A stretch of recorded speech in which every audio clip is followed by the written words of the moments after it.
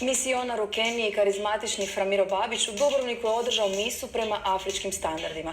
A takvo slavlje Boga i vjere sve je samo ne dosadno. Neposrednim pristupom oduševio je brojne vjernike u prepunoj Dubrovačkoj katedrali.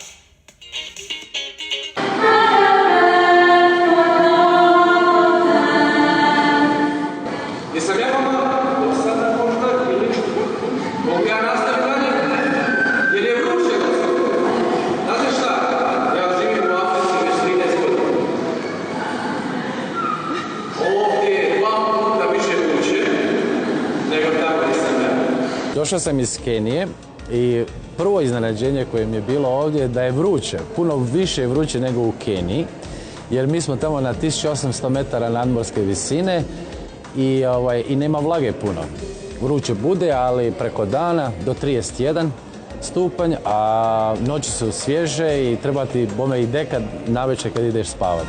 Framiro Babić u Keniji vodi sirotište za napuštenu i nezbrinutu djecu, mali dom, kao i skromni medicinski centar.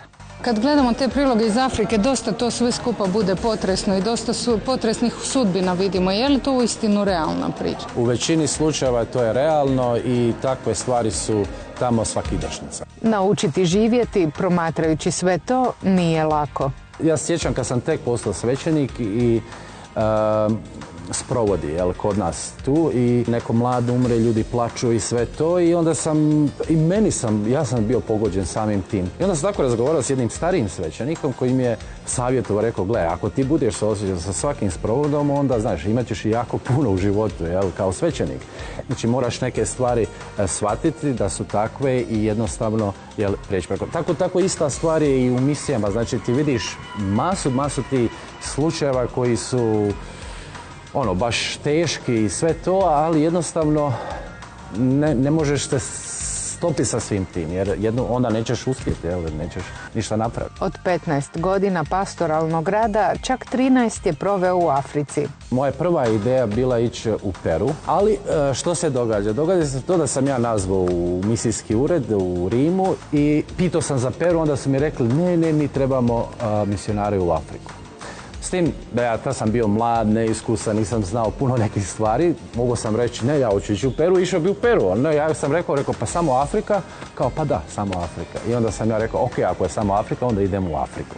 Framiro često ističe kako je na početku htio promijeniti Afriku, a na kraju je Afrika promijenila njega.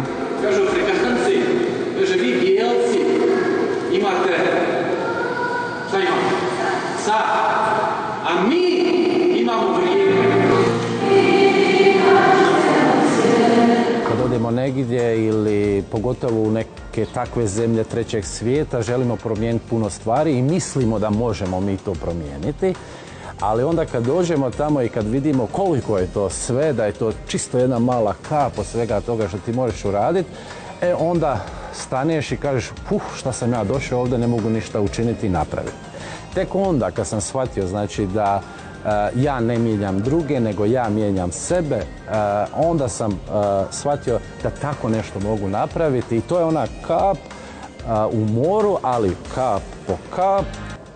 Sa svojom ekipom volontera vrijedno radi kako bi malenoj zajednici život u teškim uvjetima bio što bolji.